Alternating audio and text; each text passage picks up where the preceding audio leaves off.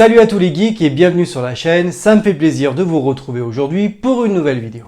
Aujourd'hui, je voulais revenir un petit peu sur la saga Resident Evil, et étant donné qu'il y a un peu de nouveautés qui se trament avec une série Netflix qui devrait arriver en 2021, et aussi avec un tout nouveau projet qui va se porter au cinéma, je me suis dit pourquoi pas revenir sur ces jeux qui sont portés au grand écran. La meilleure façon de présenter tout ça, ça serait de parler de la fameuse et magnifique belle licence qui est Resident Evil et comment Paul W. Anderson a pris et a ruiné cette série.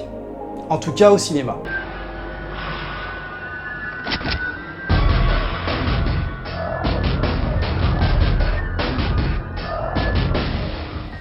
Parce que, on est bien d'accord, généralement Resident Evil c'est ça.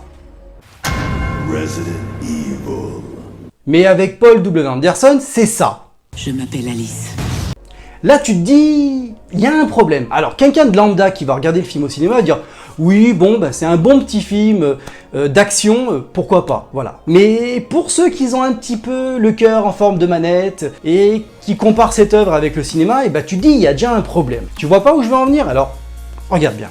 La nana qui joue dans Resident Evil, soit Milla Jovovich quand même, elle dit pendant les 5 films, oui parce qu'il y en a 6, mais elle le dit pas pour le premier, qu'elle s'appelle Alice. Oui, dans tous les films elle dit qu'elle s'appelle Alice. Je m'appelle Alice. Je m'appelle Alice. Je m'appelle Alice.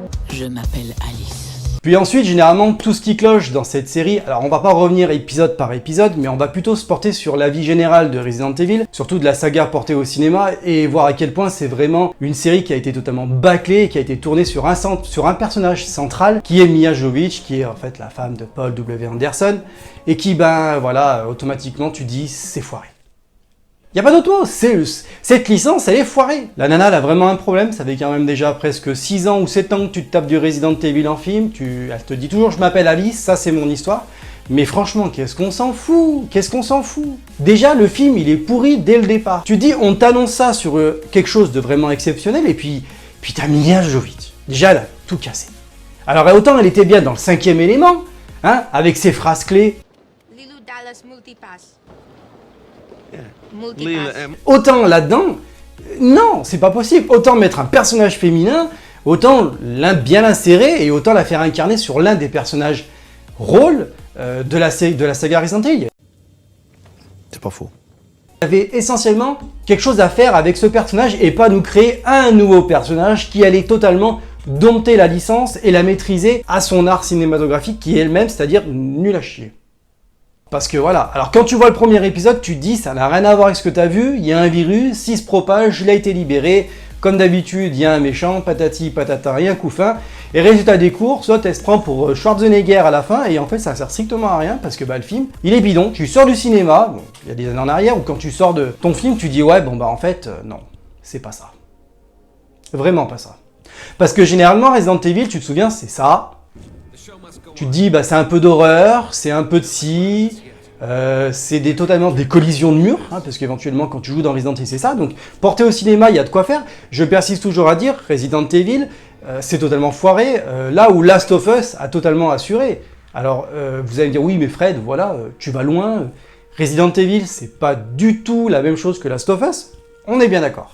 Mais Walking Dead a vraiment su bien l'exploiter, et la preuve où ça en est qu'on aime ou qu'on n'aime pas la série, il y a quand même 10 saisons à l'heure actuelle, un spin-off, et voire même encore un deuxième spin-off. Resident Evil, ça a été 6 films, et ça a été totalement raté. Ah, tu fais le poids, tu réfléchis, tu te dis, qu'est-ce qui est bon, qu'est-ce qui est pas bon? Voilà. Alors étant donné que tu fais des films comme ça, tu te dis bon bah ton personnage faut le creuser, faut qu'il soit intéressant. Alors là il devient totalement platonique, on lui crée des super pouvoirs, elle fait léviter des motos, elle fait léviter des pierres. En fait, c'est Milla Jovovich chez The Witcher quoi, mais avec des cheveux plus longs et en blanc. Voilà. Nice. Et le réalisateur sait que son personnage est vraiment mal placé et que généralement son personnage tourne autour de personnages forts. Et là, de Resident Evil 1, il n'y en a pas. Alors on dit ouais, dans Resident Evil Apocalypse, ouais, on va t'insérer des personnages clés. Un Nemesis, on va t'insérer Jill. Alors oui, ok, on t'a inséré Jill, elle casse 3 têtes au début, elle tire sur 3 personnes et puis plus rien Jill. Et puis à chaque épisode, la trame s'avance et se meurt tout seul pour en fait arriver vers un rebondissement à partir du 4e film qui est, je sais plus lequel parce que franchement ça m'intéressait même plus, installer une nouvelle pseudo-trame qui vient reprendre la première trame et qui en fait n'est pas du tout intéressante. Et bon bah voilà, de toute façon Resident Evil, tout le monde le connaît en général, tout le monde sait que c'est une très mauvaise licence portée au cinéma, généralement Paul W. Anderson, voilà, il a fait Mortal Kombat il y a des années. Bon, Mortal Kombat, il est vieux, mais il reste quand même assez mythique. Certains fans de la série Mortal Kombat vont vomir sur place parce que bon, bah voilà, ça a été totalement raté. Et bah là, on a peut-être la chance de pouvoir voir un nouveau titre au cinéma avec franchement quelque chose de bien plus réussi. Le nouveau réalisateur quand même, qui est de Johannes Robert. Tout de suite, on sent automatiquement que déjà, on va partir sur autre chose qui est beaucoup plus fort. Donc en synthétisant, on peut se dire tout simplement que Resident Evil est vraiment la licence portée. De toute façon, tous les films qui ont été portés au cinéma, qui sont tirés de jeux vidéo, généralement sont ratés. J'en ai encore une foison d'exemples à donner.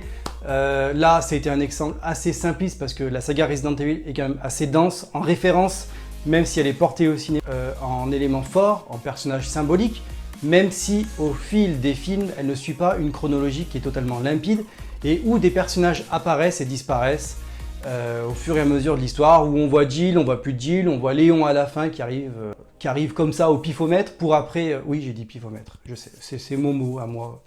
Vous pouvez me blâmer, allez-y, j'ai dit pifomètre. Qui arrive comme ça, et puis pour après retrouver d'autres personnages comme Chris Redfield qui apparaît dans un des épisodes qui est, je crois, je sais plus lequel, de toute façon je m'en fous, parce que c'est pas du tout intéressant, et qui en fait disparaît au fin fond des autres films, parce que bah voilà, on les retrouve plus. De toute façon, généralement, ce que Paul W. Anderson touche, généralement, c'est raté. La preuve, on a pu voir récemment le nouveau trailer de Monster Hunter, je ne l'ai pas fait, je n'ai pas fait le jeu, j'ai pas eu la chance encore, mais voilà, déjà rien que la bande-annonce, on a pu voir nombre de réactions sur internet, où nombre de fans criaient au scandale. Bref, bon, comme vous l'avez compris, c'était une petite description qui est pour moi un film raté de la saga de Resident Evil. Pourtant, cette licence est fort, vraiment fort en immersion, en personnages clés, en charisme de personnages. On a très bien pu le voir qu'un Chris Redfield a su vraiment encore revenir au goût du jour grâce au reboot de Resident Evil. C'est possible de faire des choses bien du moment où on s'en donne les moyens et en respectant des codes que les gamers veulent avoir automatiquement. Mais voilà, moi je voulais vraiment terminer là-dessus en expliquant que c'est vraiment une grosse déception. Il y a énormément de films qui sont ratés, qui sont tirés des jeux vidéo. On en a eu Assassin's Creed, on a eu Tomb Raider, on a eu même le nouveau reboot de Tomb Raider qui est vraiment pas bon. Pour te dire, je suis sorti du cinéma, je l'ai vu, tu t'en souviens même plus. Le JDG, il en avait fait une vidéo dessus, je veux dire, je suis entièrement d'accord avec lui, ça dégage rien. De toute façon, il y en a énormément, on pourra en parler pendant des heures. Je pense qu'il y aura matière à débattre sur plusieurs titres de films. Donc voilà, la série Resident Evil, on espère qu'elle va se redorer un énorme blason sur les prochaines années. Et là, je suis très hâtif de découvrir la série sur Netflix et le prochain film au cinéma qui peut être vraiment intéressant et qui, pour les gamers, pourrait vraiment s'identifier sur ceux qui ont vraiment aimé la saga Resident Evil.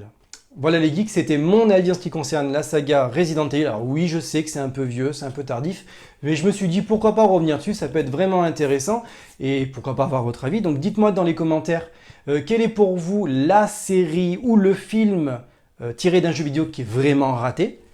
Et puis, écoutez, faites le nécessaire, comme d'habitude, pensez à vous abonner, à liker, à partager cette vidéo, c'est vraiment important, ça peut grandement aider la chaîne. Rappelez-vous les amis, geeker c'est la vie, alors faites-vous plaisir. Ciao!